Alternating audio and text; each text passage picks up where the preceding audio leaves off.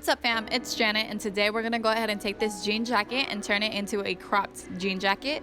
The only reason why I want to do so is just because when I do wear it, it is oddly placed on my hips, and so I'm just gonna go ahead and add a little more distress marks on the back and then as well as the front.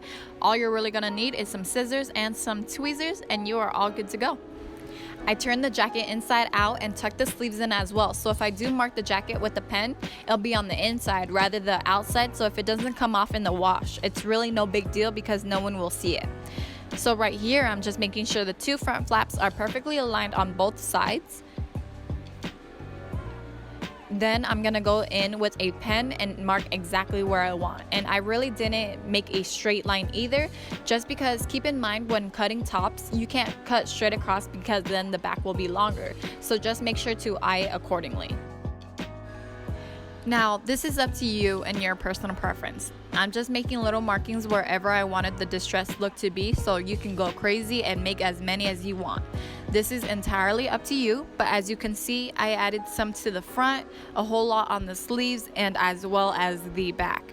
The pen is optional. This time around, I marked it on the outside because I'll be directly cutting on it rather than around it. Go ahead and grab your scissors, and we're just gonna go ahead and cut off the extra fabric and turn this into a crop jacket.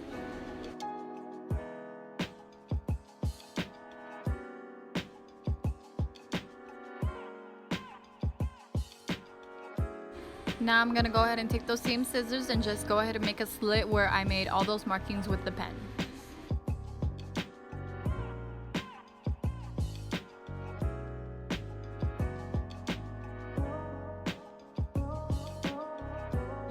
Make sure when you're creating the little slits to not cut onto the other side.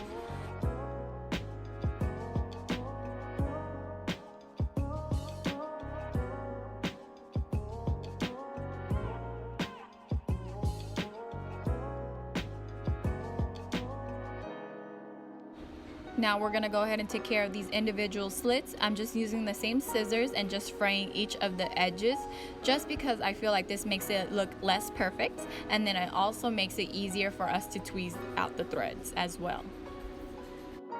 I've actually seen many different methods on way to fray a jean jacket. Obviously one of the most popular is just using the scissors, but I've also seen people use cheese graters, and another one is actually pulling on the little slits.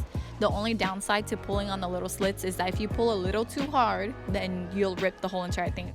So this is where tweezers will come to play. As you can see, I'm literally just pulling on the small blue threads.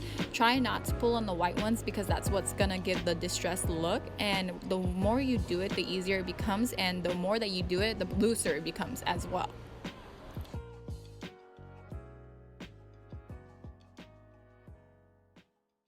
This is a little ASMR action for y'all. Once you're done threading, your floor should look a little like this, and you are all good to go.